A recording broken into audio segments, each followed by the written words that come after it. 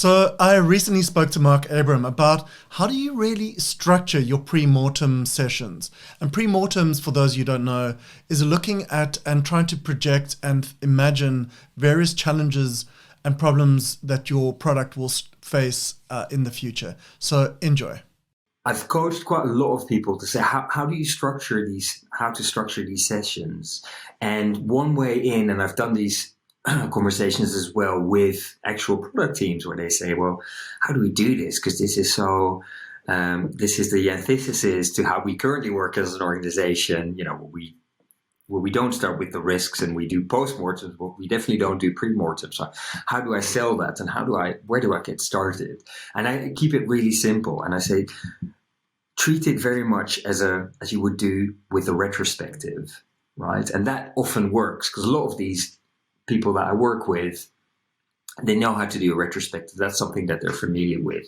So I've had some really good examples of, I won't name names, but some larger companies working in more traditional industries where they tried it for a few of their projects where they just, again, using almost like the retrospective kind of format to say, what data points do we have or do we think we'll have, for this project to fail or this product to fail.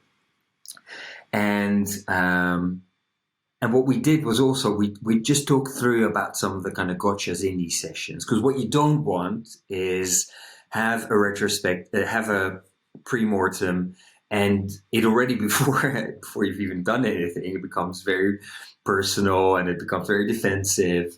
So really looking at what the ground rules, how can you frame the risks that you're looking at? How can you even throw a bit of humor in it? So for instance, it sounds really morbid, but I literally stand on a whiteboard and I draw a tombstone and say, here lies product X. It failed because of Y.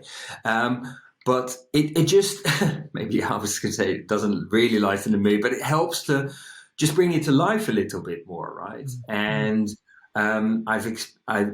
I help people to say, these are some examples that you can give to start the conversation with. Because typically, we all know products typically fail because people didn't buy them or didn't use them as much as we thought they would be, or from an implementation point of view, we didn't quite get it right because we didn't think about scale, or even from a usage point of view, we didn't get the experience right. So, you can already frame some of these themes and it makes it much easier and much more comfortable for people to talk about it because these are areas that are relevant, that are very concrete. And yeah, like I said, that going back to that large organization, they've had a great success with that, doing it in small groups, starting very small, but now rolling out to more people outside of the product or org.